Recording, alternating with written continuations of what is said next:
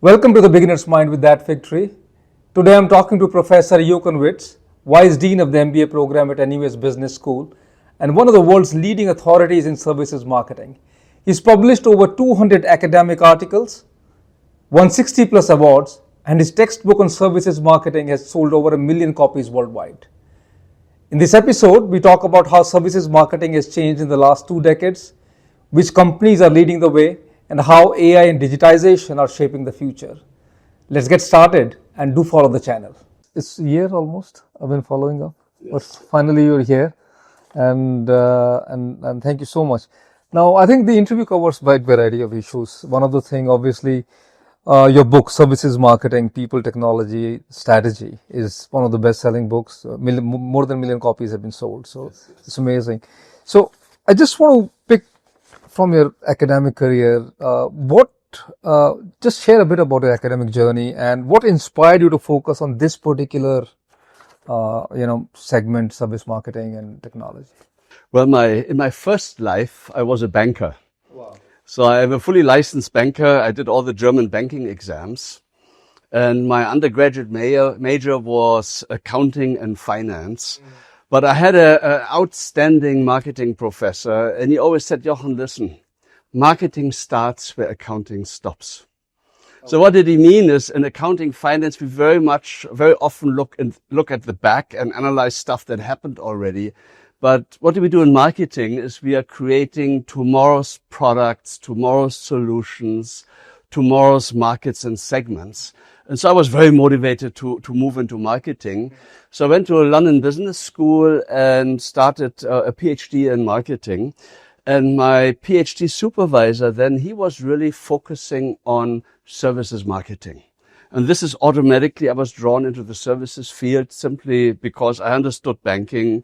By that time, I'd done a lot of consulting work, which is a professional service, which is also a service marketing, right? And the other thing is that 2/3 of the global GDP is in the service sector. Yeah. And yet, if you look at the traditional marketing courses in many business schools, they talk about FMCG and durables and maybe B2B marketing. But actually, they're quite niche compared to services. Yeah. I mean, look at an economy like Singapore or the US is above 70-80% in the service sector in both employment as well as GDP generated. So I was very motivated. And the other thing is really that when I joined services marketing, which is now a long time ago, so I've been in this field for over 30 years now, that it was an emerging field. So we didn't know a lot of things. Mm-hmm. I mean, today, which everyone in the whole world understands who is working in marketing and in the services field is things like service recovery. Mm. There was no language, there was no strategy, there were no guidelines on how to do effective service recovery. Revenue management. How do you price services? I mean, the airlines piloted it, but nobody has really said, okay, how do you apply this you go from airlines to hotels to car rental, but now how do you do this for a golf course? How do you do it for a consulting company and so on? So there were many aspects that developed over the last 30 years. And for me, it was fascinating to be at the forefront of a lot of these developments. Okay. Yeah. So, I mean, you wanted to ask me also, one question we had was what changed in That is a very important one for me because when I was reviewing your book, I saw it was in 1996 or something, your first edition. Was 1984 so this book was the very first services marketing textbook, which was actually developed by my co-author Christopher Lovelock, who was a professor at Harvard.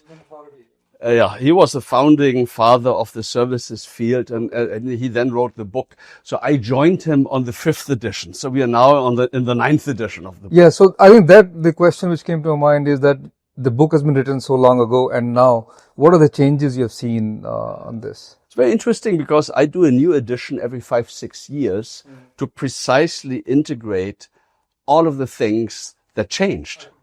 Yeah. And I mean, I can give you the long-term sort of story. A massive change was the internet and websites. Suddenly online banking, all of these things happened. The next big thing was apps. yeah, and mobile technology. So nowadays you do a lot on apps and mobile technology, which is all services, right? Whether it's travel insurance, banking, telco, bookings, reservations, you name it. And now then it was peer-to-peer sharing platforms, right? The whole platform business models, they became really hot, Airbnb, Uber, but also others. And most recently it is, of course, AI service robots, then Gen AI, and now it's agentic AI. Yeah. And So I think, yeah, we have a book on that. And what you will see is that the technology is the deployment and development of these technologies, they're accelerating. And I don't think it will be surprising if we really do get autonomous cars and taxis and buses in the next 5 years. That we do have, for example, a McDonald's restaurant where there are no more people. Because already today, if you go into a McDonald's, I mean, most of the restaurants I know, you go onto a screen, you order, you pay, you get a piece of paper with your order, then you wait, and then your number shows, and then you get your food. But that is the only time you ever interact with a person. But it could simply be a box where you scan a QR code or your phone and it opens and your food is there. So you don't even need people for this anymore. The Gen AI powered service robots, they are so flexible that you can have what we call very specialized robots, but also very general purpose robots. So for example, I mean, McDonald's is a good example simply because there are 50, 60,000 outlets around the world. So if they develop a robot that does nothing but frying fries, flipping burgers, pulling ice cream, they can deploy this across 60,000 restaurants around the world. So you have all these special purpose robots in the kitchen doing this. And then maybe you have one or two what we call general purpose robots like Optimus. And they run around for things which sort of needs a bit more sort of sophistication and work. And you may have one of them outside the restaurant too, interacting with customers. And so you could run an entire restaurant without a human deployed there. And you still have humans in the loop because what you do is you have a control center, maybe with 3 people inside, and they simultaneously monitor through cameras, through the eyes of the robots, what's going on. And they can, for example, if they need troubleshooting, they can use one of these robots like an avatar. So they go in and work through the avatar. Or they can dispatch a human to take care of an exceptional situation or critical situation. So, I mean, the changes that are happening are going to be massive. And we had relatively low productivity growth in a lot of services that required physical handling of things, like haircut, delivering packages. These are the things that haven't been scaled yet.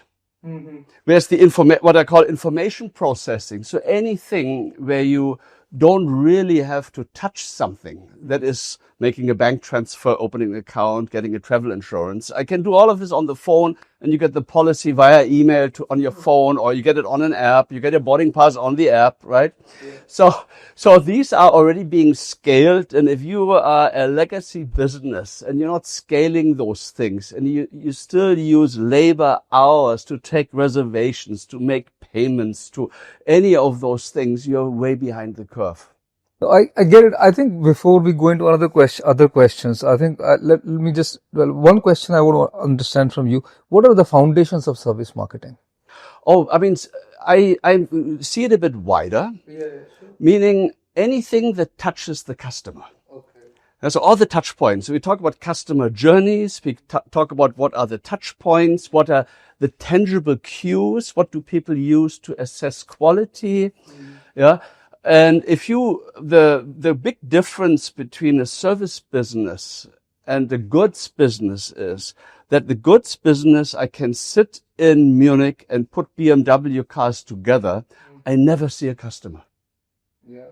Right? And whether I'm grumpy or happy, as long as I do a good job putting the car together, it doesn't matter. And the whole IT system and HR system and everything that works in the BMW plant is focused on getting high quality, high productivity operations.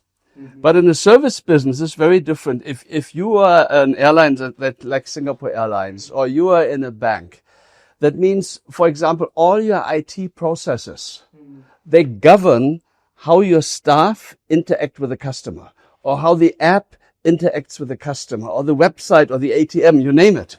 So if that IT team is not customer-centric, you have a problem. Yeah, that's true. If the HR team, because they recruit, train, motivate frontline employees, if they don't understand customers, if they're not customer-centric, you also have a problem. Operations is the same. So I would say the biggest challenge in turning around a business that is not very successful at the customer interface often starts with what I call shared services. It's your finance, it's your IT, it's your risk management, it's your HR. If they are not customer-centric, they design policies, processes, products that will make it hard for frontline to deliver excellence and will make it hard for customers to see value in what they're getting. And 90% of the companies, they don't care. These finance, because I have worked with bigger companies, and I think they have no clue what the customer is talking about, and they have no clue, and they don't want to listen. Yeah. So you can see the difference here in services marketing is, number one, it is not just like an FMCG where it's a lot of advertising, communication, distribution, pricing, and these kind of decisions, but it's a lot more to do with people, HR, operations processes, and operations IT processes, right? So all of those have to be custom. That's one of the big things. That's why my course at NUS Business School is called Service Management. Okay. Because yes, the whole company has to be customer-centric for the company to succeed.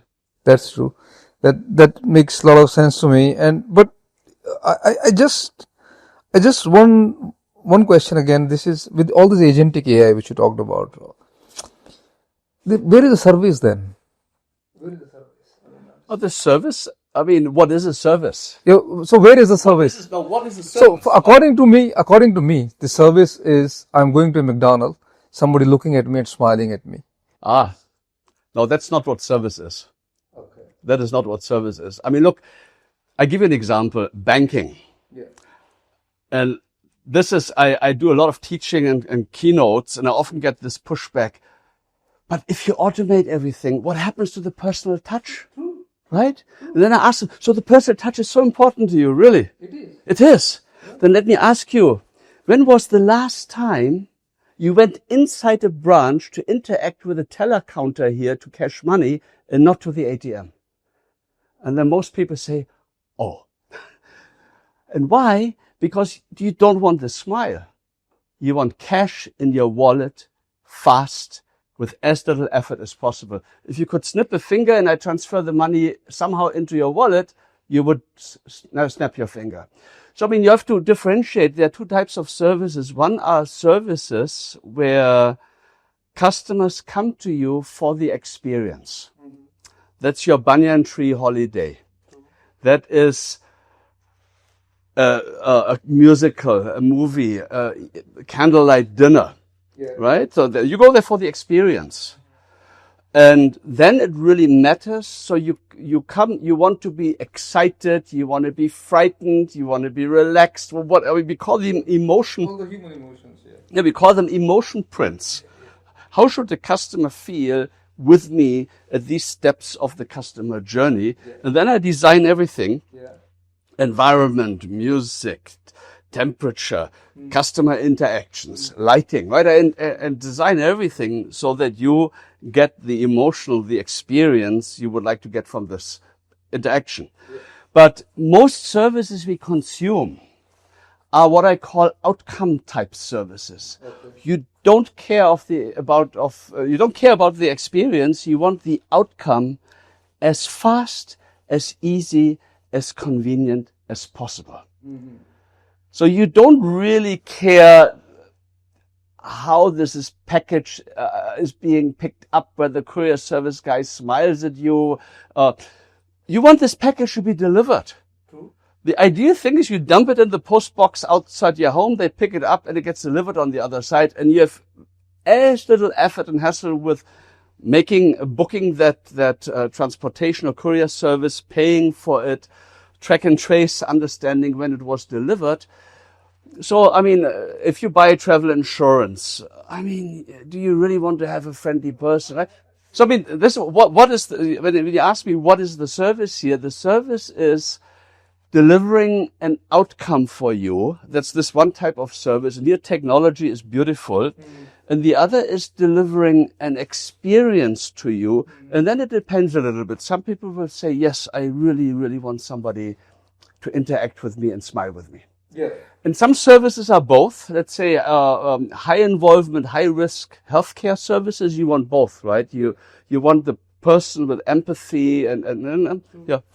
So most people say, I don't like technology, but when you ask them, do you use Google Maps? Do you use WhatsApp? Do you use Wise? Do you use YouTube? Absolutely they do. And it's free and it's scalable and it offers value to the whole world. No, but is it a universally accepted definition, or is it how you look at it?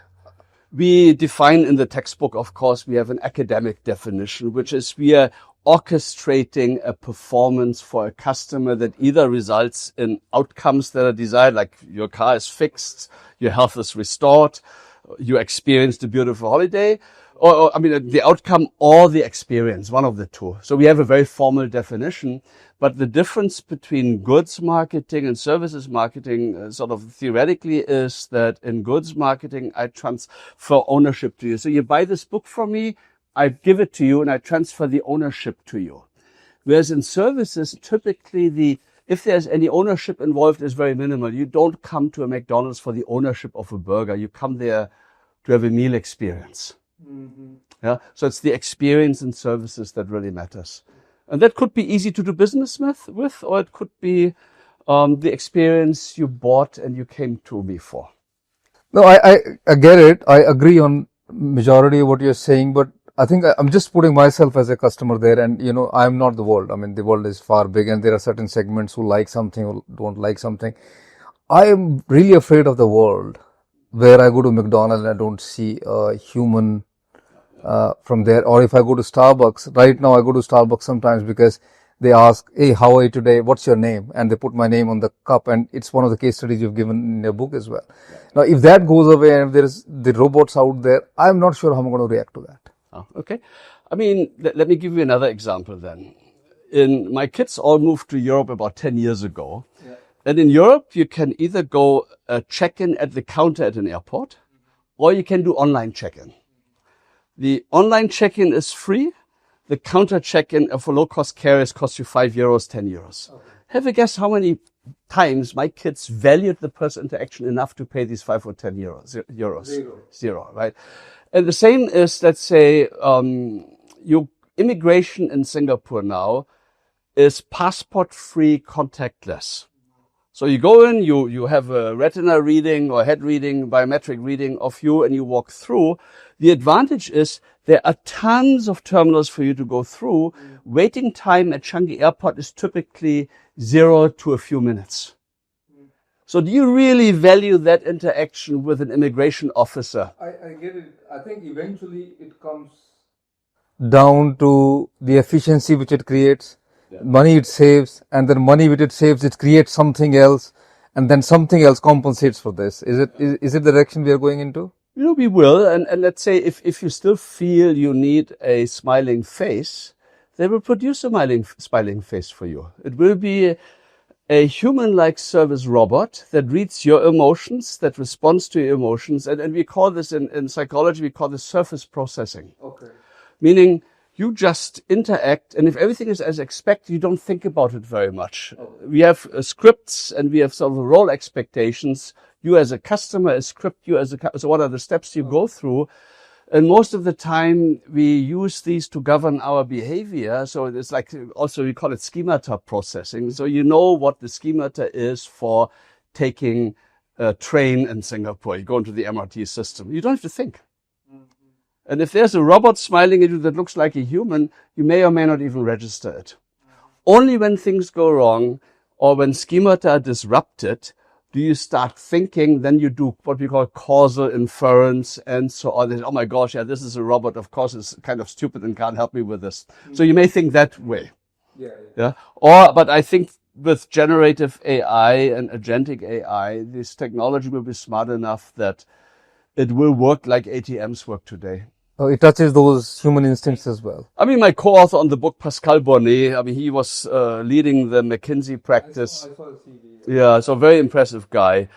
And I mean, he is, what he says is, yes, this technology will cut a lot of face-to-face interactions out of our lives. Mm-hmm. Having said that, many of them currently are annoying and low quality. You think about the real voice interactions with call centers. I mean, who wakes up in the morning and says, I'm so happy I'm going to call my DHL, Amex, whatever call center. Nobody wants to, right? I dread calling a call center. Mm-hmm. Yeah. Whereas in contrast, if this would be an agent, I mean, I'm always working. I mean, I already use Siri a lot. Yeah. So I hope, I don't want to say now, then Siri answers. Yeah. But, I hope in a year or 2 or 3, I simply can tell Siri what to do. Give me a reservation in this restaurant, 7 p.m. tomorrow, 4 pax, window table, right? Mm. So, I mean, this will be the future much more. And yes, it replaces a call to a person to make this reservation, but it replaces an interaction that had almost negative value to me. But is it going to replace only the mundane tasks, or? It will, eventually it will replace a lot of things. The good news is that it will make things affordable that currently are not to many parts of the world. I mean, to me, the 2 most important sectors we have that determine the well-being of a society are education and healthcare. Okay. And both have been notoriously bad in productivity growth and quality. I agree with you. Right. And you can argue, will technology here be good or bad? Some people argue both ways, right? I believe it will be fantastic. We already see now that semi-educated doctors in India, not in India, sorry, in Africa was the case studies where they did it. They, with Gen AI support, can diagnose and do things they couldn't do before. So it levels up someone who is sort of a semi-professional to a much higher level. Today, I think most people, at least in developed world, if you have a healthcare problem, you Google. So I look at Mayo Clinic, I look at the UK healthcare websites. These are the 2 websites I know. There are a few websites I know I trust. So I see, what does a Mayo Clinic say about that? And they try to self-diagnose. And that is dangerous. Mm-hmm. Yeah. I've gone through that, and you know, when I had surgery, I did this nonsense, and I was really worried with the responses. Yeah. So in future, there will be very smart Gen AI powered apps that will be much better at diagnosing you. And don't forget, with a smartphone, you have a camera. You can show skin patches. You can show your eye. You can show your tongue. Yeah. You have a microphone. You can listen to the heartbeat. You can listen to your breathing. Yeah. So there are many things. You can even look at oxygen level. You can measure your pulse. Maybe you connect here to a Fitbit or some health, wearable health tech. So the future of self-service will improve so much. And I mean, COVID was a catalyst. There's another question I had for you, that how the COVID, like how did it affect the whole area of yours in terms of application in the field? Yeah, I mean, it's a catalyst for almost any business, because human touch was bad during COVID. People were afraid. Yeah. And so that really gave a big push for a lot of contactless interactions. So a lot more biometrics, a lot more auto doors, and a lot more things you don't touch anymore. At the university, forever did we preach to professors, please do more online content, move some of your stuff into flipped classrooms and so on. Suddenly, during COVID, within 3 months, we had a lot of courses online. Telehealth is another part. I mean, to get the medical profession to change, they're very conservative because they're very afraid, because lives are at stake. But during COVID, I mean, suddenly telemedicine worked. My insurance company suddenly paid teleconsultation. And then something that took me 2 to 3 hours, like going to a doctor, getting a prescription, getting the medication, I had to drive there, I had to wait, I had to do. So I burned fuel, I burned time, I bothered receptionists, I made payment systems and God knows what. Then on a medical app, it was very simple. You log in, you set it up once, address, payment, link to the insurance. After that, you just go in and you want a teleconsultation. You can take the next available doctor, or you can specify who you would like. And then, I don't think I ever waited more than 2 or 3 minutes for a doctor to contact me. And then the consultation is often no more than 1, 2, 3, maximum 4 minutes. Yeah, and it's cheaper also. It's cheaper. The doctor only spends 4 minutes of his or her time. There's no time before because I connect and it pulls all the information. There's no time for the doctor afterwards because all the doctor says, he clicks while we talk what medication I get. Mm-hmm. And then he says bye-bye. And then all I do is review the medication, make a review what delivery I would like to have. I can have an express delivery within 2 hours. Mm-hmm. I can have a standard delivery, I think 4 to 6 hours. Mm-hmm. I click, I confirm delivery address. Mm-hmm. I click for payment, end of story, and then the stuff gets delivered to my home. So you think about this, now the pharmacy is in a low-cost area of Singapore. It's a fulfillment center, no different from an Amazon kind of thing. Of course, there's more quality control to make sure but the productivity gain you have with this compared to a general practitioner who has to sit you in a waiting room and is amazing. Yeah. So, these are pockets that happen now, but I think there will be a massive productivity gains and service gains and scalability in both education as well as medical services. You're so excited about it. Very. In education, that's interesting that there were first comparative studies, learning with AI versus not with AI. Oh, yeah. And learning with AI and human, or just AI or just human. As soon as AI is involved, the whole education is much more personalized, much more tailored to what you understand, what you don't understand, and what you need. And the learning is just incredibly accelerated. Yeah. And this was even shown in kindergartens. Can you imagine? They did this study in Scandinavia where they piloted this. They had one kindergarten teacher, I think the kids were like 5, 6 years old, and they had, I think it was 8 kids to a teacher on 2 tables with 4 kids, and then they do a basic mathematics and so on. So they doubled the class size to 16. They had 4 tables there, and every table had a little robot on top. Wow. So the teacher was still there, but the training, what is 3 plus 2 and numbers and so on, was done by the robot now. And they interviewed the kids. How do you like? The robots had names. It was Sam and Sally, right? So how do you like Sam? They can say, oh, we love Sam. You know why? Oh, maybe I don't understand after 4 times explaining. And Sam is so patient, never gets angry. And Sam knows always another way of explaining it to us until we get it. Wow. And then they ask them, what does the teacher do? And now the teacher still is there to motivate the kids, to socialize the kids. And then maybe kids have an argument or they have an emotional breakdown. And that is when the teacher comes in. Not anymore in explaining the 2 plus 3 and so. So you can see, we are at the beginning of this revolution, especially in education and healthcare here. But to me, the promise is unbelievable. And if you combine this, you just take smartphones or laptops or tablets, but you think further 3D, metaverse, and so on. I know, for example, a large multinational hotel chains, they stopped almost all central face-to-face training.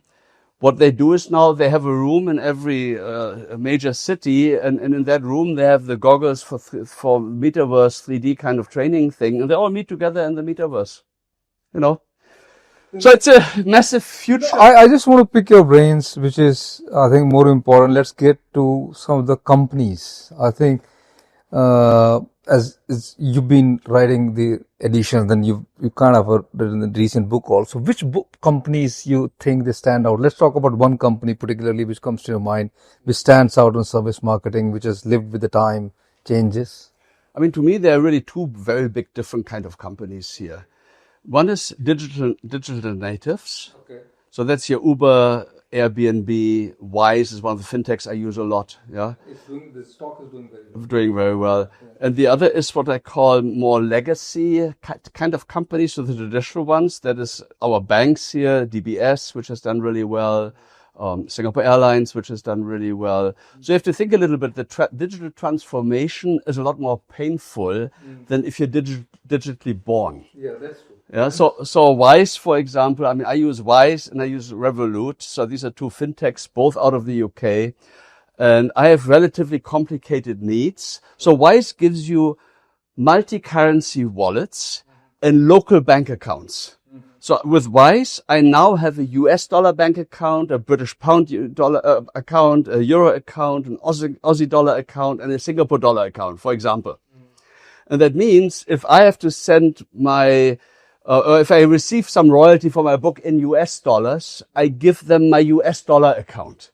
So they have no fees. I have no fees. I get dollar for dollar. And I have US dollars, which I then can spend. Or I can convert this money into Sing dollars.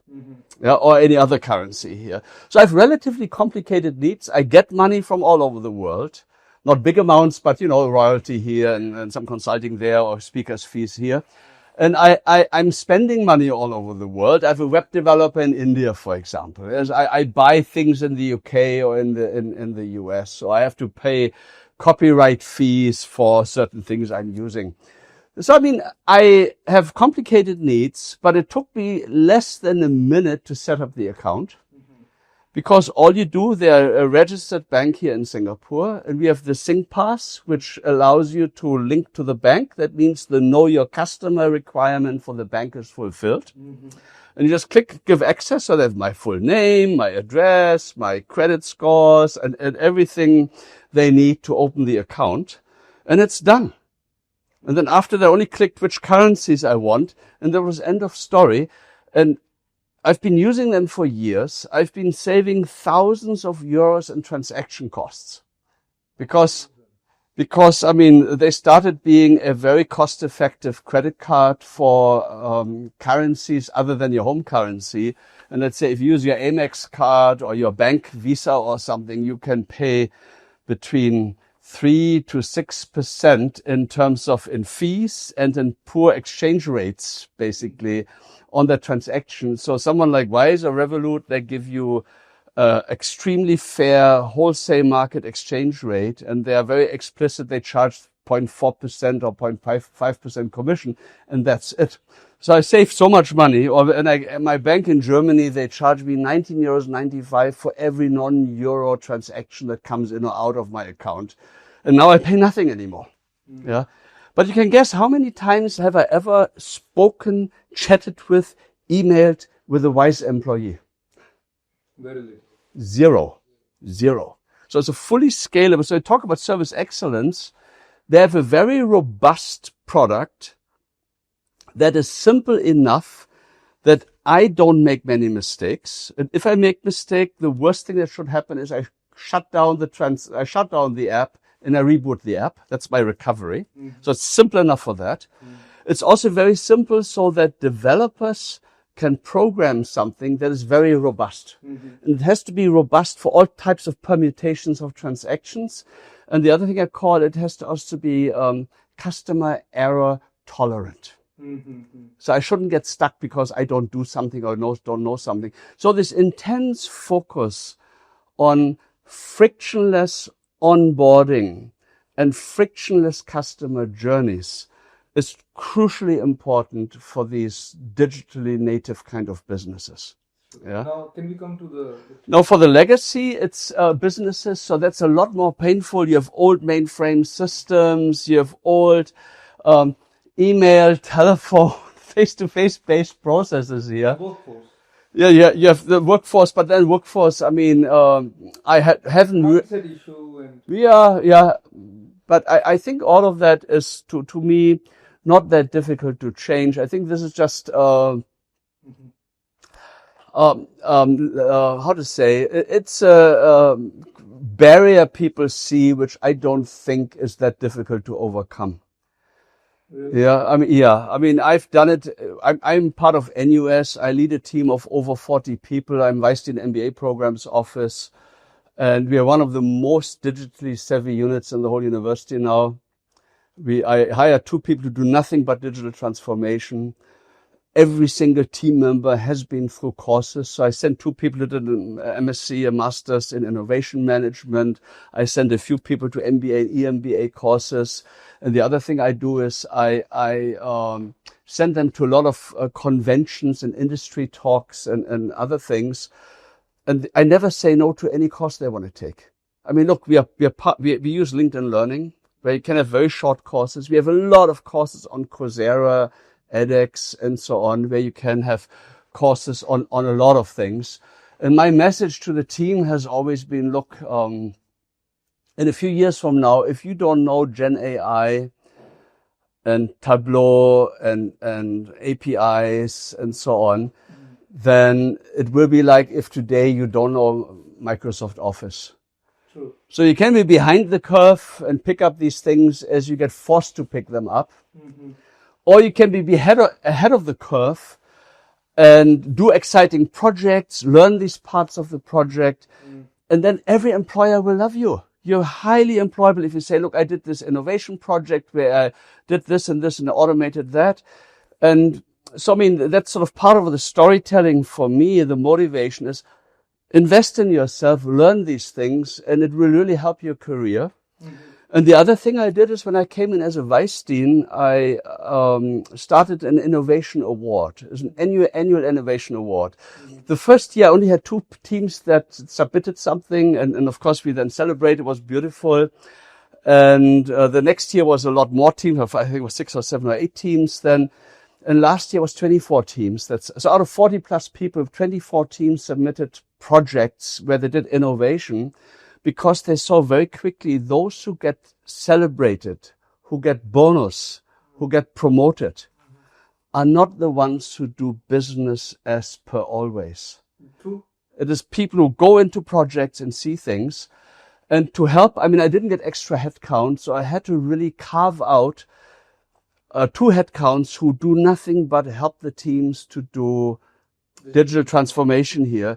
And they're the people who understand Microsoft Office, Microsoft Forms, SAP, APIs, who know how to automate Excel, how to connect it to the mainframe or servers and other things, right? So, and now it's really, they go from project to project to project, and people develop beautiful automation projects, very often automating stuff that was a pain to do manually before. So I think it's like, as a leader, you understand the need and you're implementing it. So it's a lot about a leader taking the right steps in the right direction, and it can happen. Absolutely. And this is what happened at DBS. If you follow DBS, I follow DBS a lot, and I'm a big fan of Piyush. Obviously, we've read a lot about him, and he's retired now.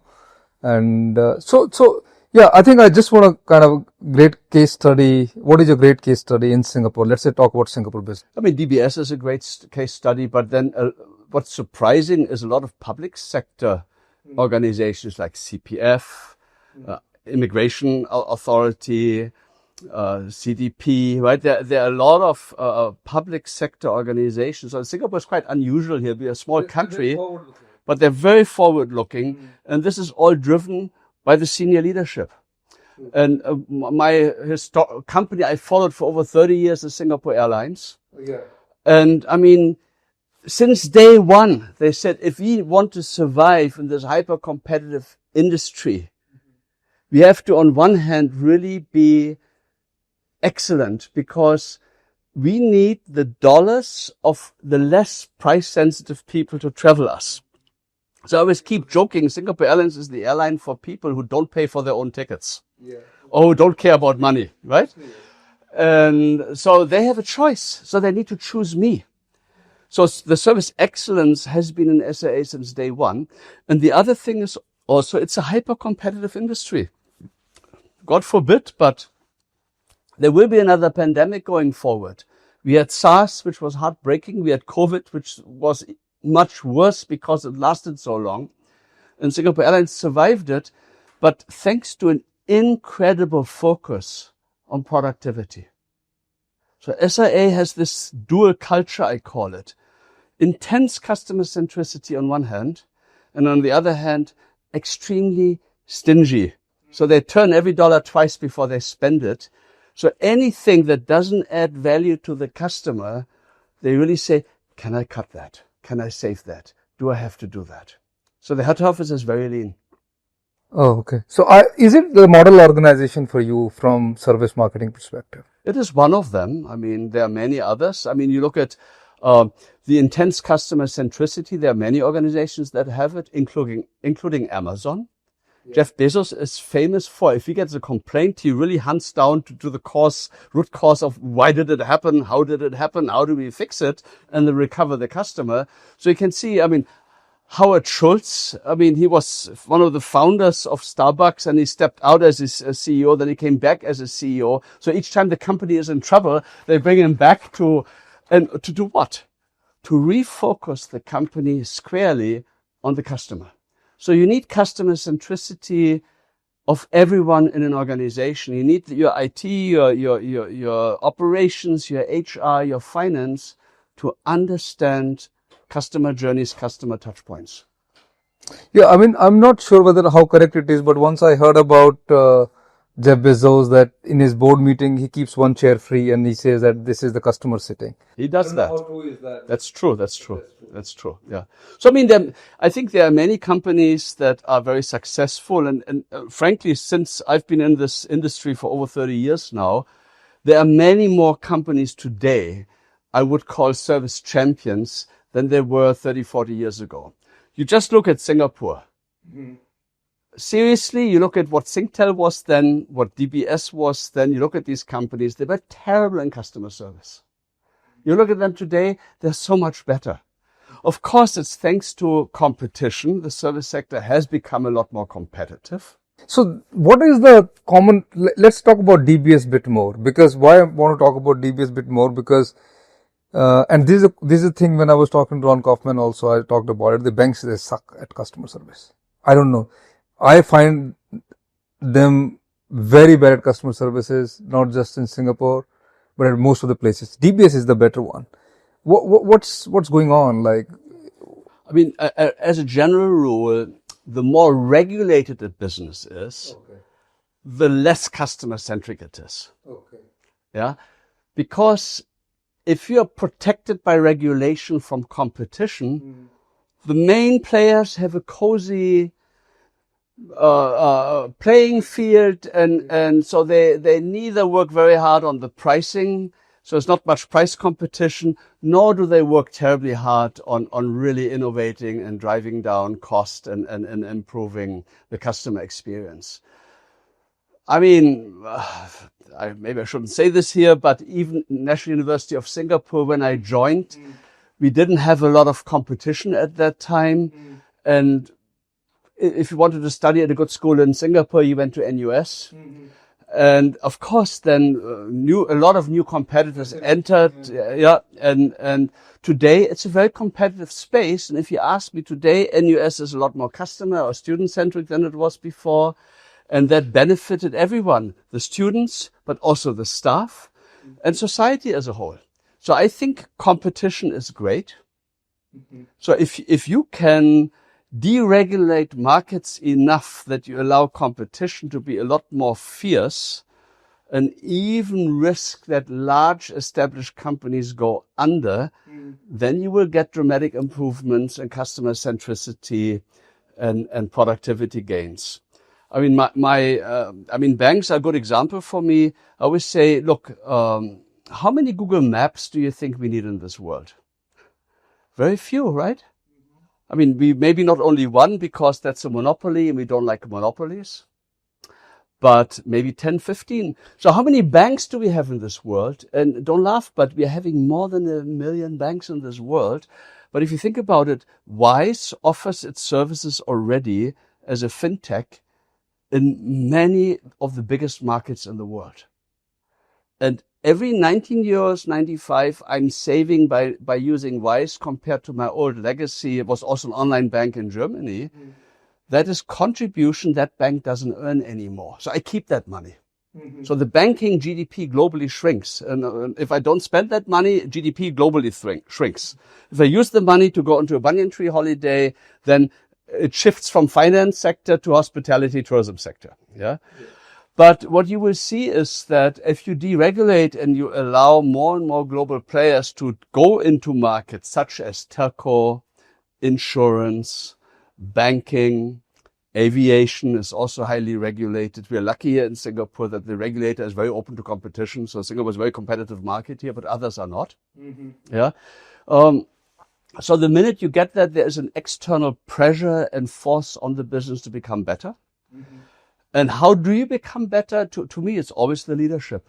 You need a CEO who has this dual focus on service excellence, customer centricity, and the other, I call it productivity. Yeah, if you are very good at the customer interface and you're very productive, the profits will follow. Yeah, that's true. Now, I think I just want to go back to some of the case studies again.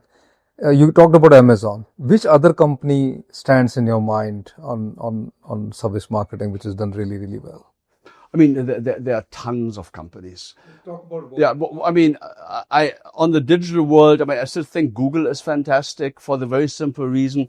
Google, in a way, uses old technology. I mean, you look at your Google Maps, Gmail, Google Search,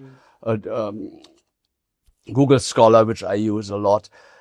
That was done before agentic AI and before Gen AI. So can you imagine what these services will become once they're Gen AI, agentic AI powered? So Google, to me, is the world champion in what I call self-service technology. Very few of us ever interact with a Google employee via email, via chat, via phone. We don't. And why?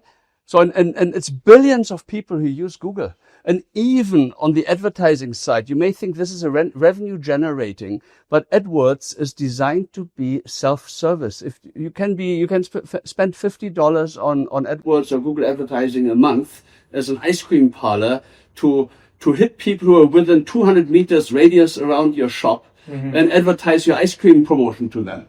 So Google allows you to do that. And people can do it themselves. It's simple enough. So they really managed to build very frictionless, very error-tolerant kind of customer journeys that just work and are scalable. And I think a lot of people can learn from them. This is, again, I keep coming back to the human angle. Because when you gave an example of Google, as a YouTube creator, I miss that human connection sometime. I'd want to talk to somebody about my revenue. I want to talk to somebody about they gave me a strike and I don't know what that was given for, and I wanted to talk to somebody and there was nobody available. So how do you see the balance between these two? Is there a balance or? I mean, of course, your self-service and self-help tools should answer to 9,999 times something goes wrong. Yeah, true. This one time something goes wrong. Yeah, ideally, I mean, this is sort of, I always loved Airbnb, but they were very guest-centric, and now they're more the host-centric. So if you have a problem as a guest, very often there's no resolving of the issue, and it's very hard to get someone on the phone. So for those kind of things, you lose business. And I think the Airbnb part is profitable enough because they are getting 10 to 20% commission on a stay. So if you spend $1,000, there's $100 plus commission on the table for them. And then not to have any human backup at all, to me, that's a bit difficult. Yeah. So Airbnb is an example where they would benefit from more human touch simply because the automated solution is not good enough. And because it is a human and human, or a human and an environment interacting with each other, because you're staying somewhere. Lots of things can go wrong. Electricity can flip, bathroom can be flooded, you name it, right? Yeah. So, and then no one is there to help you. Maybe the host doesn't answer. So what do you do? Yeah. So I think for these kind of things, you need to have a better recovery process, which then first line of defense always probably will be technology, but then it should pretty quickly assessed. Do we need to escalate to a human control center? Yeah. On the other things, I think it's a bit like what happened in the Industrial Revolution. Look, before the Industrial Revolution, it was very expensive, meaning somebody had to work many, many hours to earn the money to buy a suit or to buy a pair of shoes or to buy a handbag. Mm-hmm. Today, so probably you had to save for months or years to buy a handbag. Today, a lady in middle class country, in a developed country, right, can buy a new handbag every month, no problem. Mm-hmm. So the cost per handbag in terms of how many minutes do you have to work to buy it has come down. Even the dollar value goes up, that's inflation, but the real cost is how long do you have to work to afford it. That has come down. So a kilo of butter, a kilo of bread, a pair of shoes has come down, right? But yet we still have handcrafted Hermes and Louis Vuitton handbags. So there is this luxury segment up there where people appreciate the luxury component, the handcrafted bit. And I think the service sector will develop a little bit into that, where we will have very affordable mass services in healthcare and education and entertainment and you name it. So I don't think we will spend a lot of money on banking and telco and God knows these things anymore. They will be virtually free or advertising funded. Yeah. So the affordability will be immense. But will there be a Union Bank of Switzerland, a UBS, for high net worth individuals? Will we still have a face-to-face, very expensive MBA program at Harvard Business School? Absolutely. Okay, they'll coexist. They will coexist, but the market size of the scalable solution will just balloon because when prices are so low, you think about video conference calls 20 years ago. It cost you, I don't know, $500 a minute. And they were bad. The volume was that. Today, your video conference call is free. I mean, I know everyone does video conferencing every day. So the consumption has exploded. Mm-hmm. Yeah. So I think for healthcare education, well, a lot of things, consumption will explode simply because it's free. But there will still be this luxury segment, but the cost, so I don't think it will become more expensive in a sense. It will go up with inflation. Mm-hmm. Or with salary cost, but not more. But it means in relative terms, given that the other service goes close to zero and the other increases with salary cost, so the cost differential will be huge. I think I have 2-3 more questions, then I think running out of time with you. B2B or B2C, the segmentation, I mean, do you see any particular segment doing better than others on? No, I mean, B2B has been, for established relationships. I mean, 30 years ago, they had EDI, electronic data interchange. Yeah. So you connected invoicing, you connected supply chains and all of that. And a lot of these things become ever smarter now and ever more integrated now. So I think with your stable business partners, I mean, we're developing into ecosystems now where a lot of things are really interrelated and so on. So I think B2B is interesting in a sense that the integration will squeeze out further cost, further uncertainty and unpredictability out of supply chains. For example, you think about IoT. So something like Jewel at Changi Airport is one of my other heroes' stories. Is a beautiful building. They have a control center there, and everything is automated with sensors. Whether it is pest control, whether it is toilets, whether it is air conditioning, whether it is crowd control.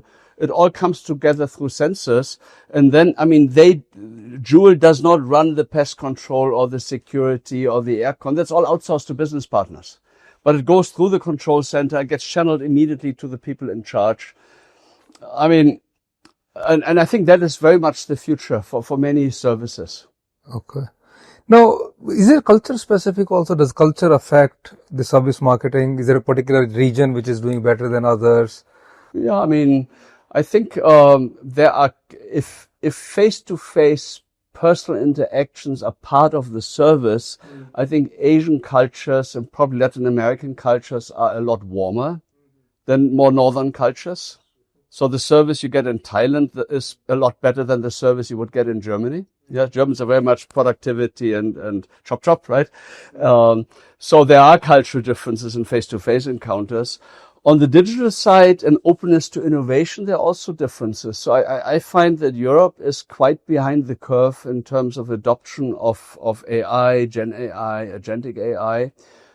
It's slow there and it risks of being overtaken by China and the US. Singapore as a country is very good. The government pushes that in terms of training, courses, education, in terms of pushing businesses to become more productive. There's always this push for, look, can we work with less labor? Can we do more with less labor? Mm-hmm. And of course, all of the technology is helping with this. So, for example, service robots have not lived up to their promise yet. So you see a few robots here in cleaning, in delivering food to tables and so on. But wait until things like Atlas 2, Optimus and so on will be there. They will be a game changer. And then also a lot more special purpose robots, such as a barista, robot that pulls you your cafe latte, maybe even hairdressing robots for hair salons, at least for the guys, you know. Yeah. So I think there will be or let's say a concierge and counter staff that provides information. I think this will all be taken over by technology. I think there's two more questions. One is, as an academic, I mean, what is your, what is your advice to the aspiring marketeers or aspiring students in this era? I think two things you really have to do. One is you have to have intense customer centricity. Mm-hmm. So learn how to understand customers and how to sense customers, including the stuff they don't tell you and don't show you. Mm-hmm. So you have to really understand, why do people have certain customer journeys, make certain decisions, have certain perceptions and impressions. So this customer centricity is critical. So listening and observation is critical. Mm-hmm. And the other is, I think you really need what we call a customer journey sort of focus. You have to understand customer journeys really well. Mm-hmm. And then the last one is, technology will eat everything else going forward. Mm-hmm. So if you're not good with technology, I mean, if you want to be in the Hermes luxury end space, that's fine. But then you have to be really at the top of the game there. So the craftsman who puts your Patek Philippe together, or the craftsman or who is involved, let's say, in selling Hermes in a shop, they have to be really at the high end of their game. So you either can really go really high end if you have a passion for something, or if not, what really will explode is the scalable part of the market. And what is the challenge for marketers, existing marketers? Let's say people who are doing marketing for 20 years or 25 years, what's the challenges for them, and what's your suggestions? You make sure you embrace AI, Gen AI, agentic AI. We have seen it in copywriting, we have seen it in design, we have seen it in innovation. So a lot of stuff that was done either by agencies or marketing departments is being, I wouldn't say replaced, but significantly enhanced through these technologies. And what they do is they allow smaller teams being a lot more productive. Yeah. So you need, my prediction is, need a lot less lower level staff. The high end, the true experts, they will always be busy, but instead of now relying on an army of lower skilled people, they will rely on a few of them, but then on a lot more technology to help them to deliver what they want to deliver. And what are the books you recommend? 2 books. What are your favorite books? Let's not talk about service marketing here. I know your books are great and you've written so many. But what are your 2 books which you think is, on top of your mind, which are good, which are great, which people should read? I mean, if you are in the more traditional service, I like the books, The Gold Standard on Ritz-Carlton. Okay. Well, that's a book that's really good. Then there's a whole group of current and former Harvard professors by Jim Heskett. Okay. So they had books on the service profit chain, the service value chain. I think these are classical books that are absolutely true today. The other is Winning the Service Game by David Bowen and Ben Schneiders. They're the gurus on HR and service organizations. They want to understand on how to motivate and how to get the HR function right in service organizations. They're number one on that one. And then there is a guru, Leonard Barry. He wrote the book on the Mayo Clinic, which is wow, right? It really shows you how to get teamwork right in a very complex business. And he also wrote a book on the soul of service, where he analyzed, I think it was over 20 breakthrough service organizations and what they have in common. And so I think these books, although they're all a bit older, the newer books I really recommend my two here. But there's, how to say, they're a bit older and they have the old technology in there. But to me, the underlying things don't change. Mm-hmm. They don't change. Basics don't change. How we learn, how we perceive, how we respond as humans changes very slowly. Okay. How we do things with an app, with a smartphone, that changes. But how we are as humans, that doesn't change. Evolution is a lot slower than that. Without going into controversy, any particular company you think is great at products but missing the servicing part or missing this, any company comes to your mind? Let me not mention a company. I always keep joking, you know. Okay. The Germans in general, they have very good engineering, okay, but are not that hot on the service side. Okay. And I keep joking, we celebrate the Oktoberfest in Munich. Yeah. Yeah. And I've been there. Yeah, I mean, we have been celebrating this for hundreds of years. Yeah. If the Oktoberfest had been in America, today it would be trademarked, branded, and rolled out globally. And anyone who just mentions Oktoberfest has to pay a 10% licensing fee. Yeah. So this marketing perspective Americans have, being able to productize, to brand, to scale globally, that's really amazing. And I think the Germans, the Japanese, the Koreans, and the Chinese are quite behind the curve compared to the Americans on that one.